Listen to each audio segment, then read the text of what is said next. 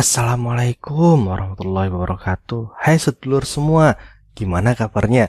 Bertemu lagi dengan Lau. Dimana lagi kalau bukan sinau bareng konsep dasar geografi bersama sedulur Lau. Dan di kesempatan kali ini Lau bakal ngajak sedulur semua untuk mempelajari konsep dasar dari dinamika atmosfer dan dampaknya terhadap kehidupan, dengan fokus kita membahas tentang definisi, komposisi, dan struktur vertikal atmosfer. Sudah siap? Cus, lanjut materi. Yang pertama, kita bakal sinau tentang definisi dari atmosfer. Berbicara atmosfer berasal dari bahasa Yunani, yaitu atmos yang diartikan sebagai uap dan spaira yang diartikan sebagai bola. Kalau digabungin, atmosfer apa? Selubung uap yang menyelimuti bumi. Nah, berbicara atmosfer ini, beberapa planet yang memiliki atmosfer itu bumi, sehingga manusia yang ada di dalamnya aman dari benda-benda asing. Atmosfer juga memiliki sifat atmosfer.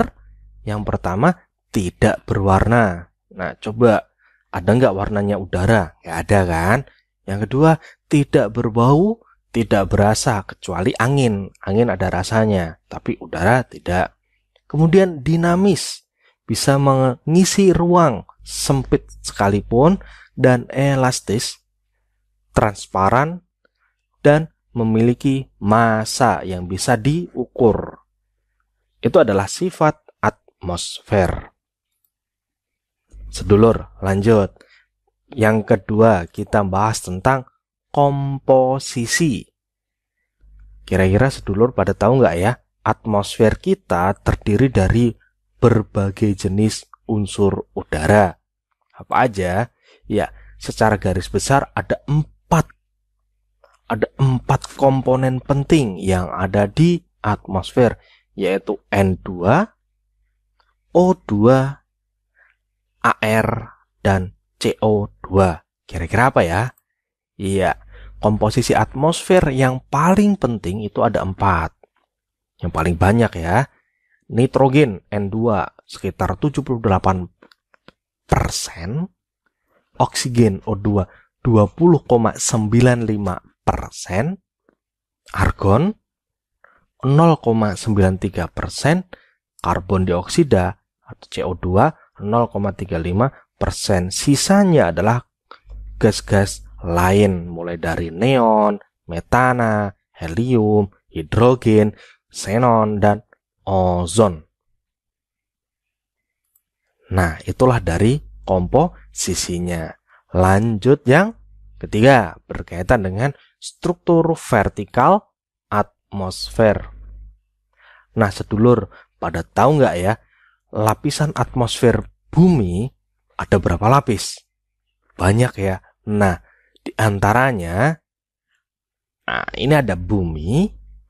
Di atas bumi atau lapisan yang sangat dekat dengan bumi disebut dengan troposfer yang memiliki ketinggian 0 sampai 18 km, adalah lapisan paling dekat dengan permukaan bumi, di mana di sini terjadi fenomena cuaca dan iklim, adanya awan, adanya hujan, kemudian nanti adanya akumulasi polutan seperti polusi karbon dioksida dan sebagainya, memiliki ketebalan yang berbeda-beda, di mana ketebalan di ekuator sekitar 18 km dpl di atas permukaan laut, dan di kutub sekitar 8 km.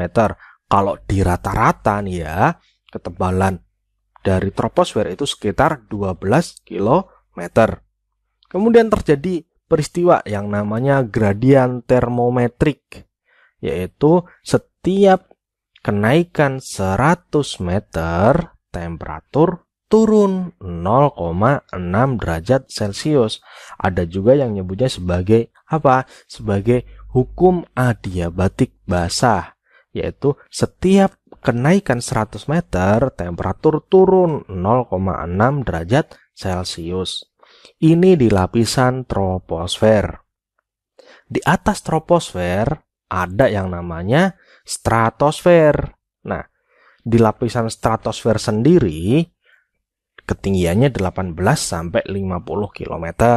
Terdapat lapisan ozon yang melindungi bumi, melindungi manusia dari radiasi matahari seperti sinar UV. Kenapa? Karena lapisan ozon berfungsi untuk menyerap radiasi matahari gelombang pendek seperti sinar UV, sehingga kita manusia yang ada di permukaan bumi aman dari radiasi matahari. Makanya kalau kita keluar rumah dengan lengan pendek, kita tidak gosong. Itu dulu karena ada lapisan ozon yang bagus. Nah, sekarang karena ada kerusakan di lapisan ozon, terjadinya lubang-lubang ozon menyebabkan radiasi matahari tidak terserap sempurna. Akhirnya apa?